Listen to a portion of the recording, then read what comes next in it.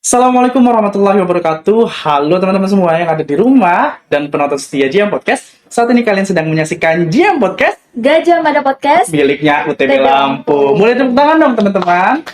Oke, dan ini adalah yang kedua kalinya saya akan berdialog atau podcast sama Pak Ahadi selaku dengan Dekan Fakultas Hukum UTB Lampung. Oke, mungkin Pak Hadi, mungkin ada dari teman-teman atau fakultas lain yang kita tuh belum pada paham dengan Pak Hadi. Boleh Pak Hadi memperkenalkan diri? Oke, Assalamualaikum warahmatullahi wabarakatuh. Waalaikumsalam. Izin memperkenalkan diri lagi nih, ini udah kedua kali ya. Saya Dekan Fakultas Hukum UTB Lampung, nama saya Hadi Fajrin Prasetya SHMH CLA, itu aja. Oke, jadi teman-teman harus ingat ya, kalau Pak Hadi ini adalah Dekan Fakultas Hukum UTB Lampung. Dan hari ini Pak Hadi telah menggelar sebuah seminar ya, dikatakan seminar ya, Iya. atau yang bisa disebut forum group discussion gitu, diskusi forum group dengan mendatangkan siapa Bel? Andika Kang Ben. AA atau Babang Tampan gitu ya, dan juga influencer yang kita kenal namanya itu Bang Taun. Ya, Bang betul. Taun dan juga ada politikus ya, namanya Pak Hengki kalau nggak salah tadi ya. Pak Hengki. Adi, Hah? Ahmad Junaidi. Oh iya, mohon iya. maaf. Oke. Sekarang tuh kita bakal mengulik atau bertanya perihal tadi acara tadi Pak. Tentang judulnya itu apa Bel? Boleh dibacain? Oke, langsung aja ya. Pentingnya memahami arti politik dan pondasi diri bagi kaum milenial menjelang pemilu tahun 2024. Nih, oke, Pak Hadi, saya mau nanya dulu, persiapannya tuh bagaimana Pak sampai tadi itu bisa menggelar acara seminar yang besar, bisa mendatangkan sebuah bintang yang sangat terkenal di Lampung ini Pak. Benar. Oke, kalau terkait persiapan itu paling hitungan hari sih, seminggu nggak nyampe. Hmm. Saya waktu itu merintahin BEM Hukum di zamannya Vigo, ini kan baru dilantik. Mm-mm. Sebelum dilantik, pada saat mereka lagi pemilihan, saya udah bilang sama semua calon, tutup akhir tahun di Fakultas Hukum dengan kegiatan mahasiswa. Kalau kalian nggak siap, nggak usah. Saya bilang seperti itu. Nggak usah ada kegiatan, lebih baik nggak usah nyalon gubernur deh. Mm-mm. Korban kan, kan? Mm-mm. Saya minta seperti itu bukan berarti, oh, saya nggak support atau lepas juga, enggak. Itulah yang saya persiapan dari lama. Saya pengen di akhir tahun itu ada sesuatu yang dibuat oleh BEM Hukum. Handicap yang saya datang itu pun dan saya siapkan yang untuk di akhir tahun beliau datang acara mahasiswa. Sampai saatnya saya terus ada ketua pelaksananya si Excel, saya coba buka koordinasi ke Bung Adi. Beliau ketemulah di Santika. Kamu saya jalan, kalian BEM jaga komunikasi. Karena apa ya, saya lihat di UTB mahasiswa ini kebanyakan maunya disiapin piring, sendok, garpu, ataupun semua bubur. Ya, nggak? Saya nggak mau di zaman BEM yang sekarang, saya mau kasih sendok, lu siapin semua. Itulah akhirnya nego sama Bung Adi, saya telepon Bung Adi dulu, Bung, siapa bisa ngisi materi? Tapi tolong bawa Andika. Saya sengaja nggak kontak Andika, biar Bung Adi aja gitu. Beliau nggak tahu kalau saya sekarang dekan hukum. Akhirnya persiapan koordinasi beberapa hari, akhirnya sementara acara pada hari ini. Oke, luar biasa memang ya, bisa mendatangkan bintang Keren dan banget. dan langsung jadi mahasiswa di sini Iya. lagi. Lanjut. Oke, kita bertanya soal tentang fondasi diri gitu ya. Tapi ini kita nggak langsung ke fondasi dirinya, tapi lebih kepada kaum milenialnya. Pada kaum milenial, untuk memahami arti politik itu untuk seberapa pentingnya gitu loh. Kaum milenial tuh memahami politik, arti politik di pemilu 2024 nanti. Kalau bicara seberapa penting, itu penting. Bukan berarti kaum milenial harus kuliah di hukum dulu, enggak. Kalau kita di hukum itu ada bahasa istilah hukum fiksi hukum. Setiap orang itu dianggap tahu hukum. Nah, kalau bicara hukum dan politik itu saling berkaitan. seberapa penting yang nggak sih milenial itu dalam berpolitik, memahami arti politik. Jangan sekedar pemahaman mahasiswa tahu, oh saya sudah 17 tahun, sudah punya KTP, segala macam bisa nyoblos.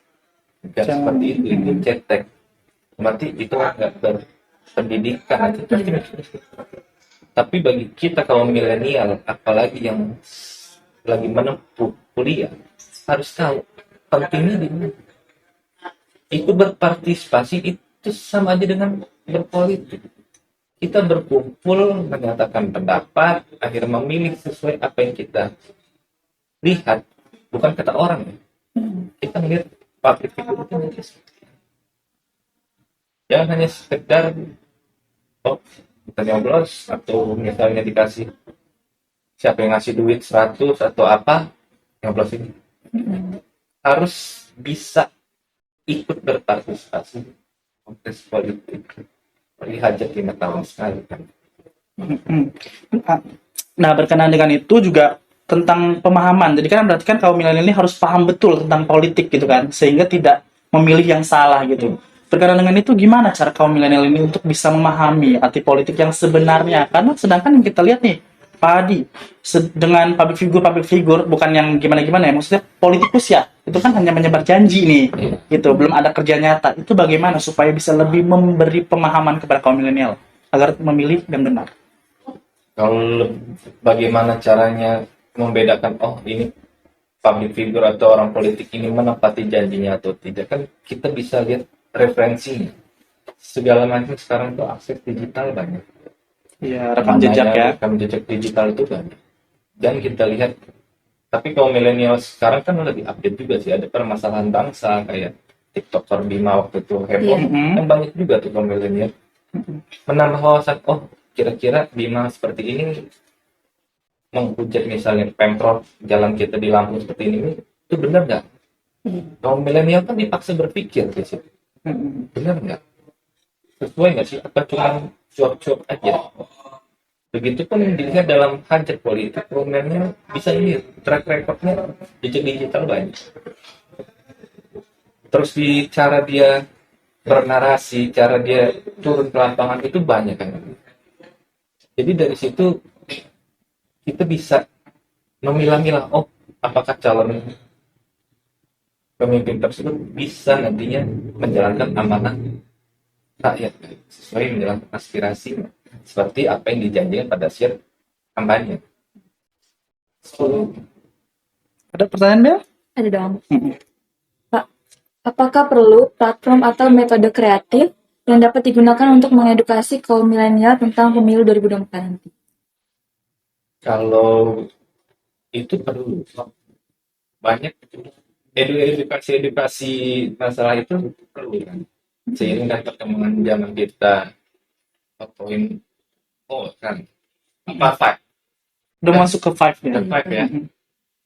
Itu perlu edukasi tentang bagaimana sih pola yang kita berpartisipasi itu, baik dalam hal digitalisasi ataupun media-media yang lainnya lah. Kita perlu itu buat menambah wawasan kaum yang muda yang baru mempunyai hak buat memilih, dia tahu seperti apa tahapan-tahapan, bukan cuma PP daftar di DPT segala macam.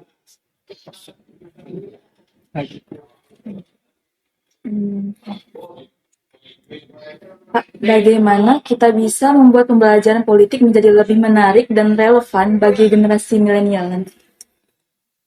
Nah, kalau bicara bagaimana pembelajaran politik itu kembali lagi ke kaum milenialnya. Seberapa nanamin di diri dia. Kadang kaum milenial sekarang juga banyak yang malas juga kan ikut diskusi FGD di luar. Padahal bentuk-bentuk FGD itu enggak normal. Bisa di kafe banyak lah. Di warta itu orang-orang hukum segala macam banyak di FGD mahasiswa. Cuma anonim itu kan berpolitik itu yang pasti enak. Di situ kita bisa kenal relasi, bisa nambah wawasan ilmu, bisa nambah itu. Kalau kuliah pulang atau main di lingkup UTB aja, terus saya bilang sama anak justru gitu. harus kita bergaul sama dunia. Ayo buka.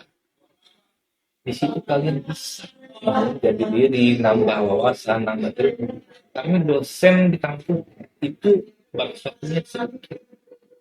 Belum lagi misalnya dosen sedang kesibukan, belum lagi dosen tidak masuk, belum lagi kalian kadang malas, karena dosen misalnya jarang masuk.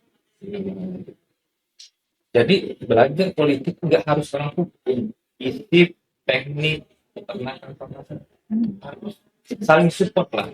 Terutama kalau kita bicara lingkup kita dulu ya, kita harus saling support. Oh jangan, oh itu acara hukum malas lah nih bro. Oh apalagi kalian yang fakultas lain kayak peternakan, fisik segala macam, kalau ada kegiatan di situ loh aja yang kalian tahu.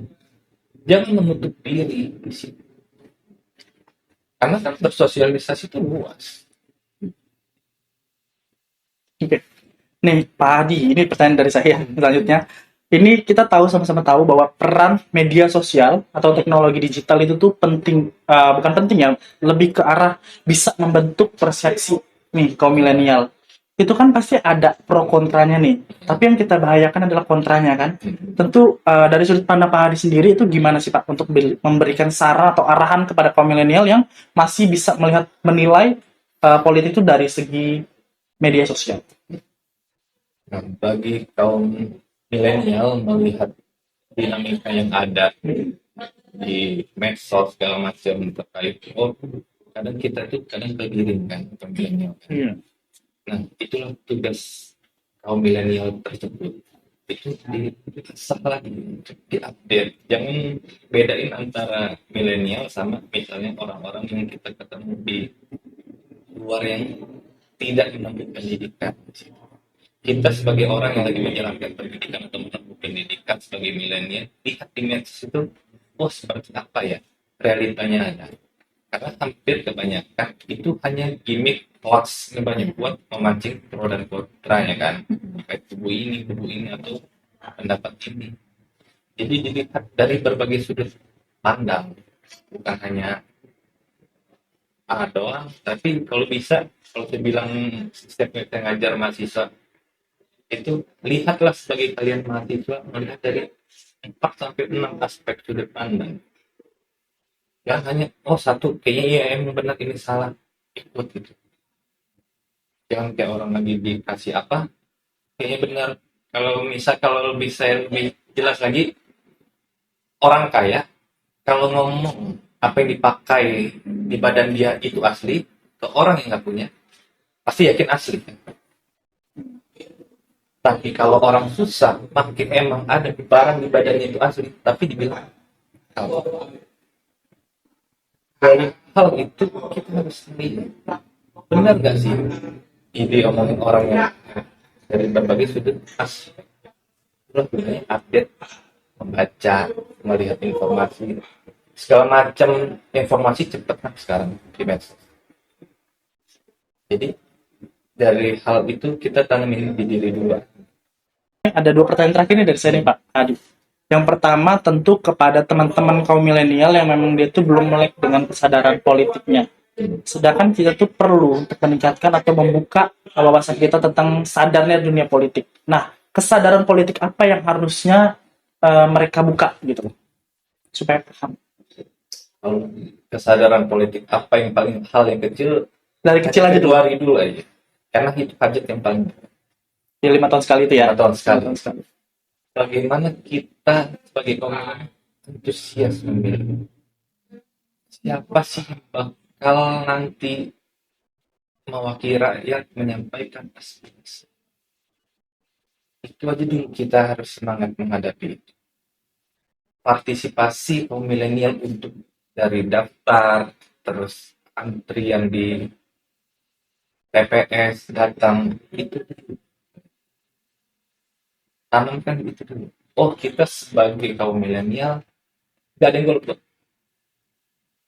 Tapi kalau sudah kita tertanam dalam hal yang sudah hajat tinggal hitungan hari saya bilang bulan-bulan lewat, insya Allah ke depan mungkin sedikit-sedikit kita sebagai kaum milenial terbuka lah. Oh asik dulu nanti di politik itu asik kita menyampaikan pendapat berargumen, hal yang menyenangkan dan yang membosankan. Oh, gitu banget ya. Keren banget. Dan tadi tuh nih terakhir nih pertanyaan dari saya nih. Terakhir dan juga penutup juga. Tadi ada menyinggung soal pembentukan mental dan ada juga istilah-istilah kayak politik itu keras. Kalau mau masuk dunia politik itu harus punya mental yang kuat. Nah, itu tuh yang disebut dengan harus punya mental yang kuat itu dengan cara apa supaya kita terbentuk mental yang kuat? Selain dari kayak berpikir positif, Iya. bermindset atau apa? Kalau bicara mental kuat bukan harus kita tumbuhan fisik. Bukan. Tapi kalau bicara mental yang kuat yang tadi sempat disampaikan itu, kita tuh harus tanamkan berani dulu gitu. Keberanian. Keberanian. Poin satunya keberanian. Habis keberanian kita menyampaikan pendapat. Oke, berarti komunikatif ya. Menyampaikan pendapat, baru nanti akhirnya kita dapat enjoy jalanin. Oh. Jalan itu kadang kita sebagai kaum milenial kalau nyatain pendapat salah nggak ya?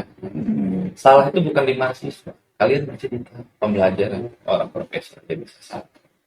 Tapi bagaimana kita sebagai kaum muda, ayo lo berani nyatain pendapat dulu, salah benar itu nanti ada yang koreksi, ada terletak salahnya di mana, apakah pendapat seorang milenial itu benar enggak kan nanti dikaji lagi. Tapi dari kita sebagai milenial harus berani dulu sama menyatakan pendapat, karena sampai detik ini suka nggak suka bagi milenial kalau didudukin di forum itu dikasih sesi tanya jawab, kadang nanya pun itu pesenan, udah kadang staff ataupun dosennya ini saking takut mahasiswa nggak ada yang nanya, kasih pertanyaan, kasih ke mahasiswa nanya. Itu yang harus dilatih dulu. Kasih bilang, kalau bicara nyali, kalau berani fisik, kalian berani. Tapi diaplikasikan dalam kalian menyampaikan pendapat. Saya rasa nggak ada orang yang lain, oh kamu bodoh. Iya. Orang kita kebebasan demokrasi.